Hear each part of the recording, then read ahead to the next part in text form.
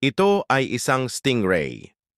Palagi akong nagtataka kung paano ang mga stingrays sting at kung ano ang nasa loob ng isang stinger ng stingray. Well, naisip kong ang mga stingrays ay natigil tulad ng mga alakdan. Scorpions ay may isang matalim na tip sa dulo ng kanilang mga buntot at kung titingnan mo ng mabuti, mayroong isang maliit na butas sa dulo na ginagamit nila upang mag-iniksyon ng kamandag. Ngunit ako ay mali. Stingrays ay hindi nakakagulat tulad ng mga alakdan dahil take isang pagtingin sa dulo ng buntot ni stingray na ito. Sa halip, tingnan ang base ng buntot ng stingray.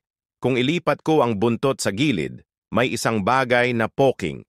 Ito ang tunay na stinger ng stingray.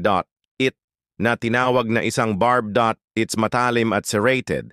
At ang mga ngipin ay tumuturo pabalik tulad ng isang harpon. Ngunit narito ang bagay. Kung titingnan mo ang tip, wala rin itong isang butas tulad ng isang scorpion stinger. So paano ito iniksyon ng barbs na ito? Nanghihina. Sa madaling salita, ang mga grooves na ito ay may linya na may mga cell na naglalaman ng mga stingray's venom.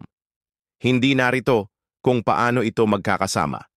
Kapag ang isang stingray barb ay nag-uumpisa sa laman ng isang biktima, ang kaluban ng balat na sumasakop sa mga barb rips pabalik.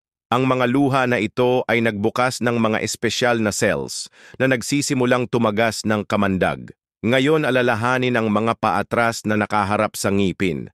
Tiyakin na ang barb ay mabuti at natigil at hindi madaling mahila. Ito ay paraan.